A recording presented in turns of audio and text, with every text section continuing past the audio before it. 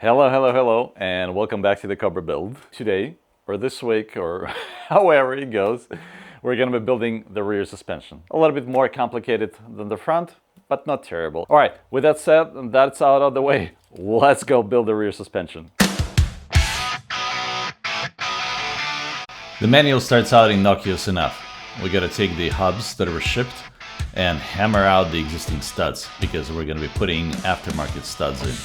It is as easy as it sounds. You just got to be careful. One, the hubs are a little bit delicate. You want to be careful with the hammer.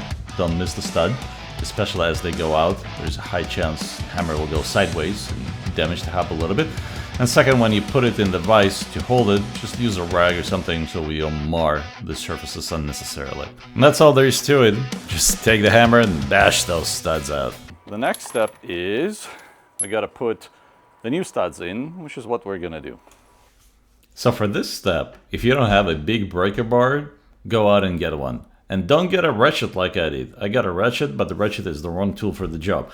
Yes, the handle is a perfect lever, but it's not built to withstand the kind of torque you're going to be putting in. Intelligence, of which you have none. You know, this is probably why not everyone can build a kit car. Because the quality of production on some of these things are just atrocious. The threads are not quite cut and the lug nut doesn't go on and whatnot. And had I not been building Soviet erector constructors, a knockoff of the real erector, as a child, I probably would have been super frustrated. But here, this just unlocks a core memory. The nut doesn't go on because the threads on the bolts are out of whack and they need to be kind of recut or just forced through. No problem. I have done this before. But it's just one of those kind of annoyances, right? Could have done without them for a better, smoother building. All right.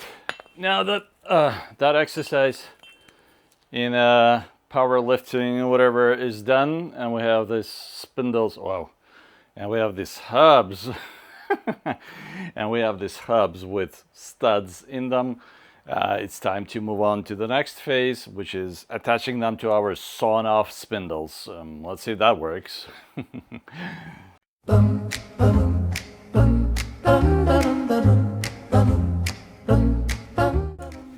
This is where it starts to get a little more interesting. The manual says, we gotta drill out one of the existing holes on the spindle to something like 5/8. First of all, nobody's gonna have a 5/8 drill bit just sitting around in their garage, so you gotta go out and get one. But you need more than that. Typical homeowner's set will top out at about 1/2. And so to go from less than 1/2 to 5/8, you wanna go in steps. You wanna go 1/2, you wanna go 9/16, and then 5/8. And you want to get a cobalt high strength steel, high speed steel to be able to drill this through. Now the next challenge is that these spindles have very irregular shapes, so it's impossible to put them in the vise. First I thought it would be a perfect application for a drill press. However, the problem is that you get no feedback. With the drill press, if this irregular shape is mispositioned, you're just gonna end up with a new hole altogether instead of chasing the existing one to a large diameter. So I gave up on that idea and instead used the table from the drill press to clamp down the spindle, convenient position, and then use the hand drill to just chase it down. Also get some aluminum cutting fluid. It's indispensable, really made a difference in how I was cutting. And even then, the drill was catching all the time. If you've never drilled aluminum before, and particularly chasing with the drill bit the existing bore, it is a bit of a pain. You start to figure out how much to feed and at what speed only after you cut the bit 100 times. It's just a matter of practice. There is no way around it. A few moments later. This is seriously the weirdest and probably the most unnerving thing I've done so far on this build. We got to take this spindle, rear spindle. First of all, we already drilled it, right? That was a basket of fun by itself. But now we've got to slice off one of the legs. And the reason is, I suppose, that it gets in the way for whatever we're doing later. So instead of casting apart, Factory 5 is like, hey, why don't we just buy a ready-made spindle from Ford and have these guys cut a leg off. Exciting. Let's see how it goes. So a couple of considerations. This is aluminum, pretty soft metal, still metal. I've never sawn anything that thick so far. They do recommend not to use the metal saw because it will just get gummed up, right? The metal saw is for something like steel. Aluminum is way too soft, so it will just gum up the metal. You're not going anywhere. I kind of seen that when I was drilling. One of my 1/2-inch high-speed steel bits just gummed up and wasn't going anywhere. The cobbled ones ran through just like through butter. So I do have this demolition blade, which I'm gonna use, but first I want to score it a little bit so that the blade doesn't walk too much, because otherwise it'll be just scarring the surface. That's one. I do have the same cutting fluid that I used before. I'm gonna put a dab here. It stinks like kerosene. I think ultimately that's what it is. It's kerosene. Safety goggles. Let's give it a couple cuts. And this is a super weird shape too, so getting it locked up in the vise, I kind of rigged something up with a chunk of wood here. I have a bunch of leftover cuts just to hold it in place. I really hope I am cutting the right part off. Okay, so let's score this. This is how it's gonna go. You can see it's not holding in place, son of a gun.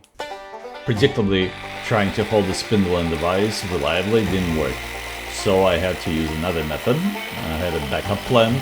Luckily, my younger daughter was home, so she came over and held the spindle while I was sawing off one of the ears. I didn't have a second set of safety goggles, so that's why she's wearing sunglasses. But hey, better than nothing. Okay, that's the first one. Now we gotta do it the same. We gotta do it again, but with the other one. Easy peasy, right? You think it's okay? It's clean? It is acceptable. Today we're gonna be installing the center section, or the rear differential, whatever you wanna call it, which is the heart of the rear suspension. This is something that takes the power from the engine and distributes it to the rear wheels. Because we have a ton of power coming from the engine, something like 370 horsepower to the crank, we need something that will be able to handle it. So this piece of cast iron is absolutely massive, weighs a ton, really bulky to handle. I got it from the box onto the workbench to chase the front holes right here, because the holes that FFR uses are just a tiny bit wider than what Ford uses stock. And now we have to put it into the frame. There's no way to do it by yourself, and even with the jack, the frame kind of sits up high. You really need a couple friends. So I have a couple of friends coming, waiting for that. We're gonna lift it up, align it, run the bolts through, tighten them up. This becomes the heart of our rear suspension. And from then on, we just add everything on top of it. First, we're gonna install the bushings that will hold up the center section. It's pretty easy to do. Just take a mallet and drive them in. And then comes the most awkward operation so far, trying to put the center section in. Try to lift it up just like that. Quickly realize that's a no-go. We use the box that it shipped in as a temporary stand. And then you really need 2 additional friends. 2 of you hold it up, and the 3rd person drives the bolts as soon as they align. Really no good way to record it. We're just kind of crowding around the rear end of the car. And then as soon as we finished up, look who showed up. It's Mike. He was driving around in the area.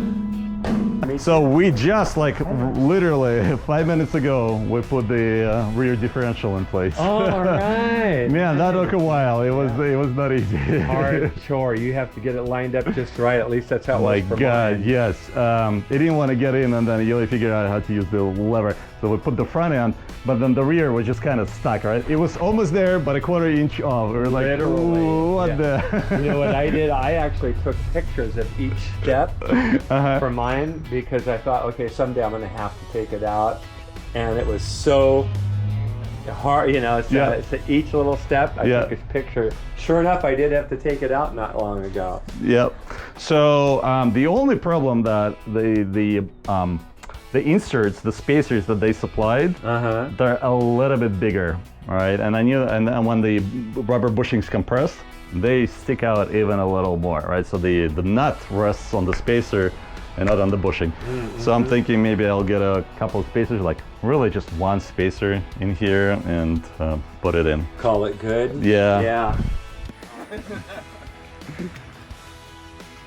That is just insane. It's like there's no other space in the in the hood. Yeah, so and I'm using the Holley EFI? EFI. Yeah. And like that right there, that's my air temp sensor right there. Instead of an intake manifold sensor, I made it an air intake sensor right there. That's awesome. That is crazy. And now with that, the rear suspension is ready for what I would call final assembly. I got all the individual parts prepared. The hubs are ready, the spindles are drilled out and cut. We got the center section installed. Now all that's left to do is take the CV shafts out of the box, mount them, put together control arms, which shouldn't be all that hard after what we've done on the front suspension. And again, put the geometry together. And the shocks are ready too, because I did the shocks when I did the front suspension. Like, all the parts are lined up. I was very optimistic that I would fit everything in one video, but you can see how much has already happened. So I got to split it up in two. My next video will be how we're putting everything together and the rear suspension comes alive. You guys have been tremendous in your comments, letting me know the best practices, what to use, what not to use, sharing your experiences. I sincerely appreciate that. More than anything, I'm happy to see that people are enjoying the videos, that it helps them. I'll probably do a separate video on all the little gotchas that I run into and where I screwed up so far, so that those of you building can see this ahead of time and not repeat the same mistakes, right? Learn on my mistakes, don't do your own. So, next video coming out, final assembly for the rear suspension, and then I'll do a separate one on all the little goofs. This is like a Cobra of Theseus. It's gonna be full of washers by the time I finish this up. I want to talk about the tools that came in absolutely clutch, the ones that are never mentioned in the manual, but I would feel absolutely helpless without them. So I want to introduce like a tool of the week or tool of the video. Like, subscribe, hit me up. Some of you already reached out personally through the forums, like, hey, I want to come see you. I live in the area. Happy to talk. Let's do burgers or beers or whatever. So I'll see you on the next video. Take care now.